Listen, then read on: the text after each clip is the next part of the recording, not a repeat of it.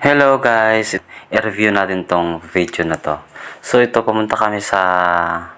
Actually, galing kami sa 100 Steps. So napadaan kami dito para gusto daw matingnan ng mga kasama ko yung 14 kilometer o Long Beach sa bayan ng San Vicente. So ito ay sa barangay San Isidro pa to, no? So ito ay magmula dito sa area na to hanggang doon pa sa may isang tandol magkabila. Yan yung pinaka long beach talaga. Pero abot yan doon sa barangay Alimanguan hanggang doon sa bayan ng sa barangay Kanipo. Yan ay mga long beach, no? Isa yan sa mga flagship ng TIESA na ng San Vicente na rin na 14 kilometer long beach sa buong Pilipinas. Ito yung pinakamahabang long beach, no? What? Makikita mo naman dyan na talagang sariwa pa yung playa o yung dagat. Tingnan mo, hindi siya ganong malalaki ang alon. Sakto lang. So, maganda to siya from January to June. Yan, maganda yung panahon. So, kalmada. Lahat ng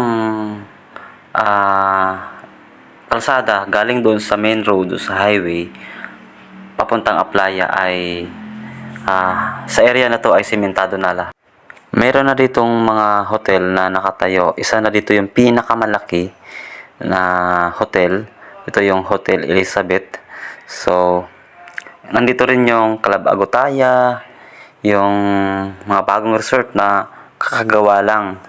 Lahat ng mga accommodation ay under siya ng TIESA na sila yung nagmamanage o yung nagpoprotekta na para masunod yung standard na mga buildings, yung standard na design para doon sa flagship ng 14 kilometer long beach ng San Vicente na which is ito ay may master plan galing sa kay architect Palafox firm na meron din siyang malapit na airport. So open na ito siya sa iba't ibang mga airlines. Isa na dito ang Philippine Airlines at saka Cebu Pacific.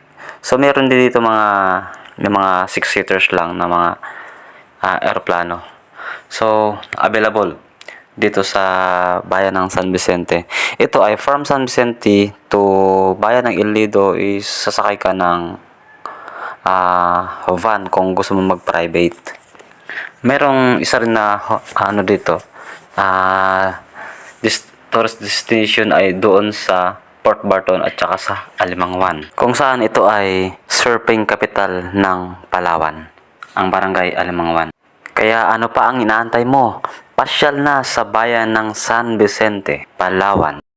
At alam mo rin ba na dito sa bayan ng San Vicente, ginaganap ang iba't ibang uri ng survivor, Philippines man o ibang bansa? Now you know. Salamat. Bye-bye.